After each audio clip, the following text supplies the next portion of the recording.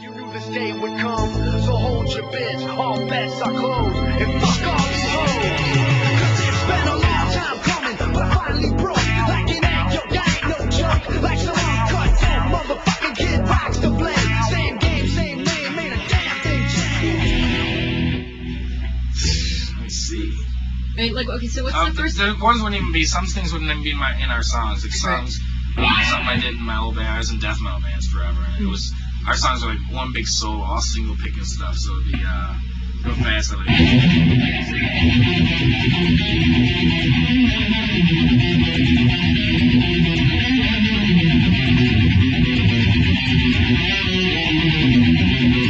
like that, all that single note picking.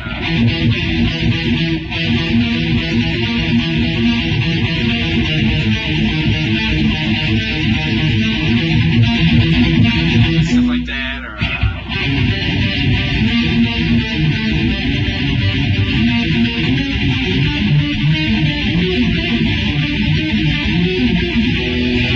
stuff like that. It's like not so much like Slayer, but bands like Cynic and Atheist and all them real technical, little notey things. You know?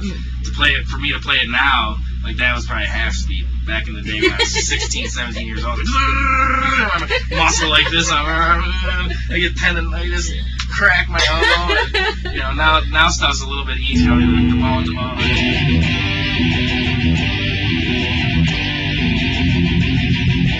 And I wrote the, did a lot of the guitar in that, wrote a lot of the guitar in that, and the marquee part for the ball with the ball, which is, I go to football games back home, the Lions games, and they'll be on the 2-yard line, first and goal, and you'll hear them come out with the... And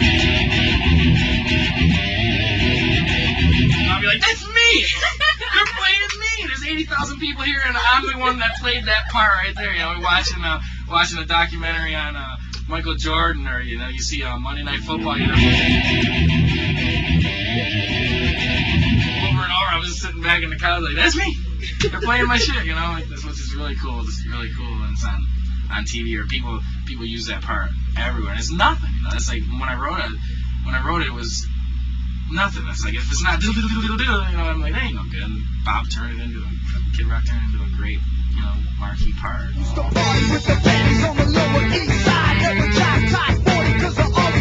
Yeah, definitely. When I'm on the bus or I'm just rolling like long haul on the road, I'll pull out this little pod over here and put on the headphones and work out. You know, it's like a weightlifter lifting weights, and just kind of, you know, get back in it. Because when I am home, my brother, my guitar tech, is an awesome drummer, and we were in the band together our whole lives. And we go home, we go out there and just metal out. You know, pretend we have long hair again, and, you know, headbang, and sit there and get all as crazy and technical as we possibly could. It ain't something. It's a music that if you don't play every day, you couldn't do it. I couldn't do it. I mean, it's like working out. It's something you have to do.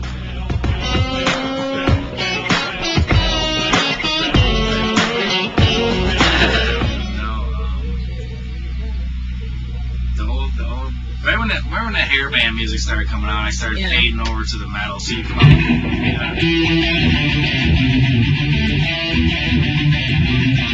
Iron Maiden,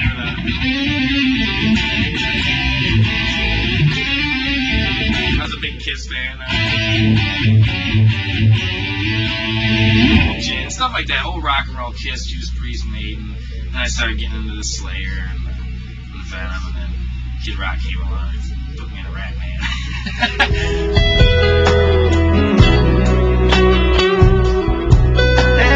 No, he made it easier for me, actually, because like I said, these songs they're not as complex.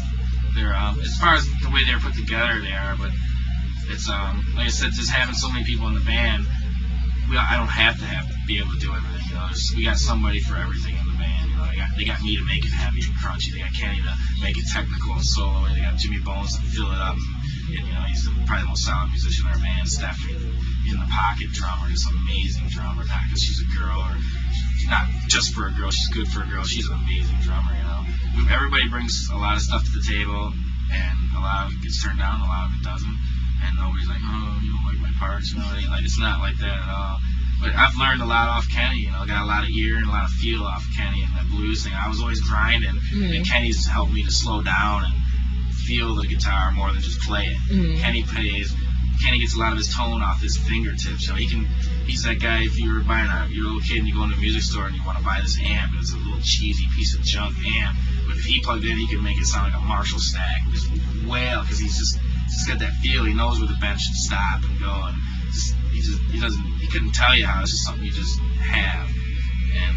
And I'd get on the same amp and be like, you know, or a little kid would get on and be like, can't make it sound as good as Kenny. So we have two different styles. He's more of a field player and has that tone in his fingers, where I'm like a machine. You know, I learn it the way it's supposed to be and play it the same way every single time. Where Kenny, he really doesn't play the same thing over and over. You know, he can play the same thing exactly both times, but it'll always be just as good. You know?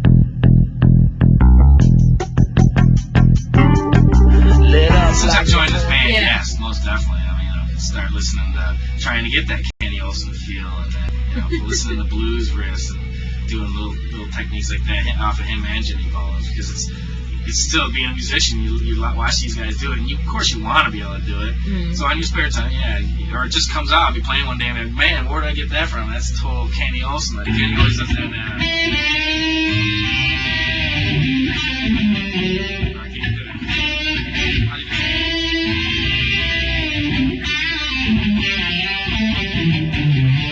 Shit like that, you know. I still work on it. Sometimes it'll come out, sometimes it won't. It just depends. It's all a mood for me, for sure. But that's not. It's hard for me to do that kind of stuff, but it's came a lot easier now. I've learned a lot off these guys.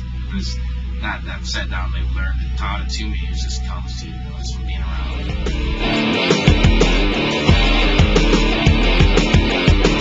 The first song's going to drop D, which would be just the low E string.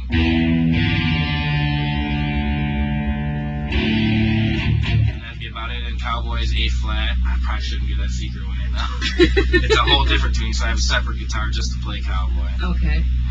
And that's it. Just a drop D or standard tuning E and the A flat for Cowboy. With the top left back and the sunshine shining. So, yeah.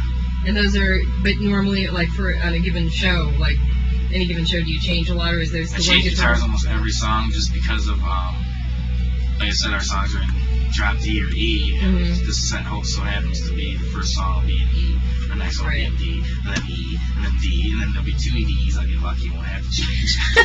So I could probably even use another 3 guitars and make it easier, a lot easier on my tech, because my tech's back there, my brother's running back, just going nuts, tuning in. If I break a string, and he's got to stop and tune, put a new string on, and it's a lot of mayhem for the guys behind the scenes, for sure. So I could stand for another 3 or 4 guitars, but they're all in time. They're getting made. You know, we're at such a big level right now, but never been there, so it's hard. This is everything's new to us too. You know, you're getting back here. I'm getting all this new gear, and everybody wants to give me gear to use, or wants me to use their stuff, or wear their clothes, or so everything's so fast. It's overwhelming. So to keep an even keel, you know. At the beginning, I was like, oh, free stuff, free guitars, free amp. I'll take it. Now I'm like, I don't want none of it. I want what's right. I tried to use some equipment that somebody had given me just to be faithful to them, and it was free. I'm like, sweet, I don't have to buy nothing, you know. So it didn't work for me. So halfway through this tour, I had to go out and, you know, spend a couple $1,000 on some new gear just because that wasn't right or it didn't work for me. My mistake, but now I know, you know, it's not a money factor or a free thing anymore. It's got to be right, because we're at that level where it has to be. You know, we can't make it right. And I make this money, and I make this money. This money is me, this money is everything. As far as the live play goes, my thing's the energy. I mean, one of the first songs even where I'm drenched, because it's just the getting into it. You know, I'm a metal guy, I'm a big headbanger. I jump up and down a lot. I had tore my ACL and MCL in a show in Omaha. I still have to have knee surgery, so I'm limited now to the height of my jumps and the moves I can do. But no lateral. No lateral jumps and stuff, because like I said, I woke up, my leg was over here. I literally passed out, woke up in an ambulance. So it was but I still, if you saw the show, you wouldn't know. If you look close now, you'll see the big knee brace thing, mechanics hanging outside my pants. But no, my tricks are you know, just energy and interaction with the crowd. You know, make them feel like they're just like you are, except for I'm up there and you're down there. You know, you smile at people, wave at people, and you know, make them feel at home, and just doing that is weird. You come right out to play, and they'll look at you and be like looking away. You know, you look at them and smile, or you throw them some pics or something, and they're all with you. You know, they're right up there with you, man. It makes kids feel good. It makes me feel good that they appreciate it. But as far as tricks, it's just a lot of energy, and you might think you look like an idiot, but you know, a lot of kids like to see the energy. Nobody likes to come see a band stand there and staring at their tennis shoes. You know, they want to see kids running around and throwing pics and give them your water or whatever. You know, it's just a little pat on the back goes a long way. Once in a while, if I'm on my vodka, which I don't do a lot. But, right. I get a little extra loopy, you know. I'll be throwing my guitars, I'll grab my guitar, whip it around by the neck, or I'll do the old Steve Vai trick and throw my guitar over my shoulder and swing it all around and come back and grab it or something like that. It's cheesy, but some people like to see it, you know. My peers and people come back from my era will be like, fag, you know, they'd be like, cheesy, don't do that. But it's, you know, sometimes vodka will do that too.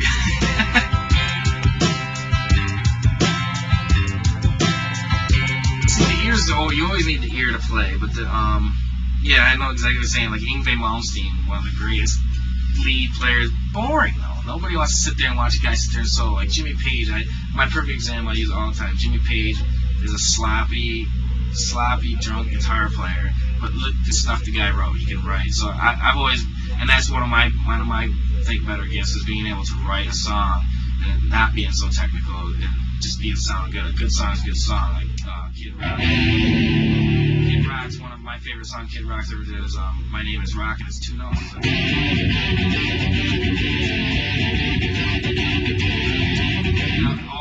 You can sit there and do that too. You know, it's just the simplicity would definitely goes a far way, and it's just a good groove and a good song by far. Yeah, being a songwriter is way better than being a technical player. I say that because I'm not a technical great player, and I just like fuck off or whatever.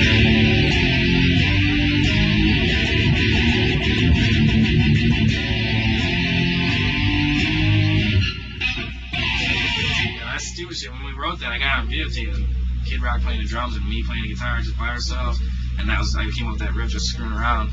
He's like, "That's sweet. Press play, record that. I want to get that." I'm like, "That's cheesy, dude. That's a horrible little riff." And now it's fuck off, my favorite song. You know what he did with it. So yeah, it's not so much the technical and skill, it's the ears and what you know is good. And Kid Rock can play every instrument, master or jack of all trades, master of none. But look what he can do with just the little talent he has on the instruments. It's not the technical and the play to know how it's what's good and what he thinks good. Being able to hear the song. Yeah, being able to hear the song as close right in that little part, and being able to hear the drums in it and another riff behind it or a bass line or something. Sure. All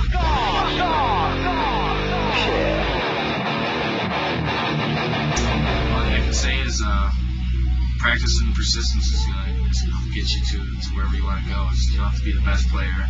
You just gotta be able to compromise and be able to take constructive criticism. And it's not all 100% talent. I'm not saying I'm not talented, but I'm saying just hard work, persistence, and will get you to wherever you want to go. I'm a Capricorn, and Detroit City's where I was born. When